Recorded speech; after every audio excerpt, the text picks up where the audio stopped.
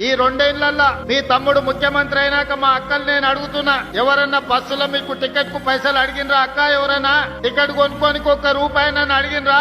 ఇవాళ బాస్ ఆపుతా మీరు చెయ్యి అడ్డం పెడితే బస్ ఆగుతుంది, బస్ ఎక్కితే మీ ముందల రూపాయి కట్టు అని చెయ్యి చాపే ధైర్యం ఎవరికి లేదు. మా అక్కలు అంతకు ముందు అమ్మగారింటికి వెళ్లాలన్నా, అమ్మవారిని దర్శించుకోవాలన్నా, ఇంటాయనో కన్న కొడుకునో బస్సు కిరాయి పైసలు అడిగే పరిస్థితి. వాళ్ళు ఇస్తే ఇచ్చినట్టు, ఇయ్యకుండా దసరా పండుగ కడిగితే దీపావళినో, దీపావళికి అడిగితే సంక్రాంతికి పోదు అనో, సంక్రాంతి పండుగకు అడిగితే ఉగాది పోదులే అమ్మ మీ అమ్మని చూడడానికి ఇప్పుడు ఏమంత తొందర ఉంది అని అనేటోళ్ళు. కానీ ఈనాడు మా అక్కలు ఇంటి ఆయన పొలం కాడికి పని మీద పోతే మళ్ళీ వచ్చే లోపల అమ్మగారింటికి పోయి అమ్మని చూసి, అమ్మ కష్ట సుఖాలు చూసి మళ్ళా ఎప్పట్లాగా ఇంటికి వచ్చే పరిస్థితి.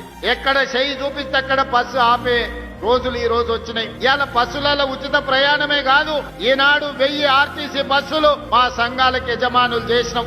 ఇప్పుడే మా మద్దూరు సంఘానికి ఆర్టీసీ బస్సు కొనిచ్చి ప్రారంభోత్సవం చేసి మద్దూరు మండల ఆడబిడ్డల్ని బస్సులకు యజమానులను చేసినాం. ఉచితంగా బస్సులో ప్రయాణం కాదు, ఆ ఆర్టీసీకి బస్సులనే కొని కిరాయికి పెట్టి ఆదాయాన్ని సంపాదించే పరిస్థితి ఈ రోజు మా ఆడబిడ్డలు చేరుకున్నారు.